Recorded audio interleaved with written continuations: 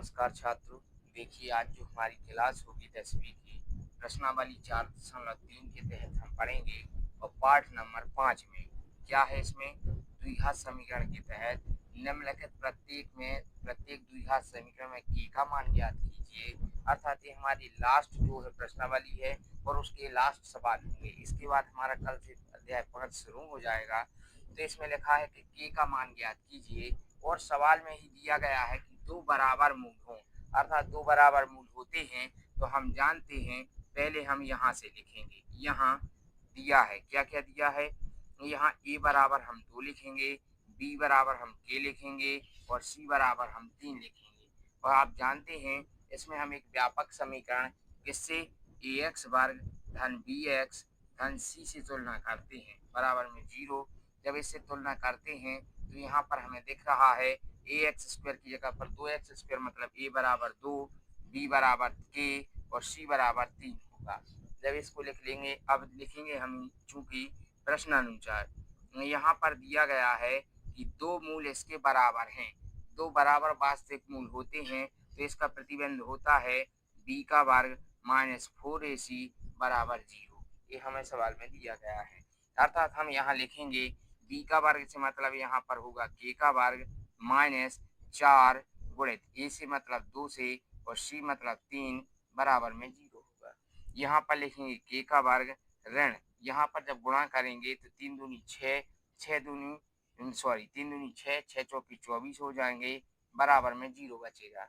यहाँ पर अगला स्टेप हमारा पक्षांतर होगा। एक बात और ध्यान रखना, यहाँ पर यदि सवाल में बराबर आता है तो हमारे सवाल के स्टेप जो है एरो से शुरू होते हैं, अर्थात एरो लगाकर हल करना चाहिए।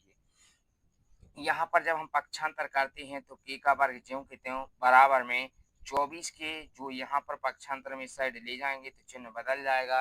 अर्थात k का वर्ग बराबर कितना आ जाएगा 24 और यहाँ से जब k का मान निकालेंगे तो अंडर रूट के अंदर 24। क्या 24 को हम तोड़कर लिख सकते हैं? हम यहाँ पर देखेंगे 24 को तोड़कर लिखेंगे तो 12, 2 के लिए भाग देंगे 6, 2 से फिर भाग देंगे 3, फिर देंगे 3 से। अर्थात देखिए हमें यहाँ 2 की केवल एक जोड़ी दिख रही है। वर्गमूल में हम केवल 2 की जोड़ी बनाते तो एक जोड़ी दिख रही है, अर्थात यहाँ से 2 बाहर लिख दिए जाएंगे और अंडर रूट के अंदर 2 और 3 अर्थात 2 3 6 लिखे जाएंगे। ये हमारा करेक्ट आंसर हो जाएगा। ठीक, तो हमने देख लिया यहाँ पर k का मान जो है 2 करनी 6 आएगा। ठीक, इसके बाद इसी टाइप से हम दूसरे सवाल को देखेंगे। ये आपको समझ में आ गया होगा और यदि ये समझ में नहीं आया तो इसके लिए यहीं पर छोड़ के अपन सेकंड समझेंगे तो ये भी हमें समझ में आ जाएगा। दोनों में सेम टू सेम विधि लगनी है। क्या होगा, सबसे पहले इस सवाल को हम सॉल्व करेंगे। के एक्स का एक्स में मल्टीप्लाई करेंगे तो के एक्स वर्ग हो जाएगा। के एक्स का जब 2 में मल्टीप्लाई करेंगे तो 2 के एक्स होगा और धन 6 होंगे बराबर में 0 होंगे। क्योंकि यहाँ पर एक जो व्यापक समीकरण होता है ए एक्स वर्ग धन बी एक्स धन सी बराबर 0, यहाँ से अपन मान सेलेक्ट कर लेंगे। अर्थात a बराबर कितना लिखेंगे यहाँ पर k, b बराबर क्या लिखेंगे माइनस के 2k और c बराबर यहाँ पर लिखेंगे 6। अब चूंकि हमें सवाल में पहले से ही दिया था कि मूल बराबर हैं, इसलिए हम यहाँ पर लिखेंगे प्रश्नानुसार। तो प्रश्नानुसार लिखकर हम आगे के स्टेपों को बढ़ा देंगे। क्या होगा, b का वर्ग माइनस 4ac बराबर 0 लिखेंगे। यहाँ पर जो हमारा स्टेप होगा वो b का वर्ग से मतलब ऋण 2k का होल वर्ग होगा, ऋण 4 गुणित a से मतलब k से होगा। यहाँ a का मान k दिया गया तो यहाँ k लिखेंगे और फिर यहाँ पर इंटू c का मान जो है हमें क्या दिया गया है, c का मान 6, तो यहाँ पर गुणित 6 बराबर में 0। जब इसके लिए हम हल करेंगे तो ऋण 2 का वर्ग जो होता है धन 4, k का वर्ग k वर्ग लिखेंगे, ऋण यहाँ पर गुणा करेंगे तो 4 6 24 के होंगे, के साथ में लिखा जाएगा 24 के बराबर में 0 लिखेंगे। फिर यहाँ पर पक्षांतर हो जाता है। जब पक्षांतर होगा तो 4 के वर्ग तो ज्यों के त्यों लिखेंगे बराबर में 24 के उस साइड जाएंगे तो 24 0 धन 24 के होंगे, अर्थात 4 के वर्ग। यहाँ पर जो 4 के वर्ग बराबर 24 के, और यहाँ पर जब स्टेप बाय स्टेप लिखते हैं चूंकि यह 10वीं के सवाल हैं इसलिए इनको स्टेप बाय स्टेप लिखना पड़ता है।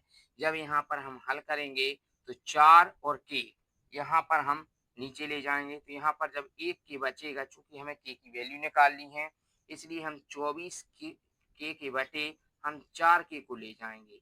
क्यों ले जाएंगे, क्योंकि यहाँ पर डबल के है यहाँ पर हमारा के से के कट जाएगा, 4 एकम 4 और 4 छः 24 हो जाएंगे। यहाँ पर हम लिख सकते हैं के बराबर 6। यही जो है हमारा के का मान होगा। ठीक, एक बार फिर से देखते हैं।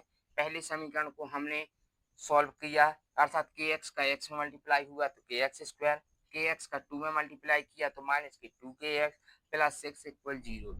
यहाँ पर एक्स स्क्वायर का गुणांक जो है ए कहलाता है, मतलब ए बराबर के, बी बराबर ऋण 2 के और सी बराबर 6। चूंकि हमें पता है बी का वर्ग माइनस 4ac बराबर 0, इसलिए ऋण 2 के का होल वर्ग माइनस के 4 गुणित ए का मान के दिया गया गुणित सी का मान 6 दिया गया बराबर में 0। ऋण 2 का वर्ग जो है धन 4, के का वर्ग के ऋण, इनका गुणा करके 24 के पक्षांतर कर देंगे, 24 उस साइड जाएंगे प्लस के हो जाएंगे, 4 के को बटे में ले जाएंगे, यहाँ से के की वैल्यू आ जाएगी। यही जो है हमारे दोनों आंसर हुए। ठीक, इसके बाद कल की हम क्लास जो पढ़ेंगे उसमें अध्याय 5 को शुरू करेंगे। ठीक, धन्यवाद।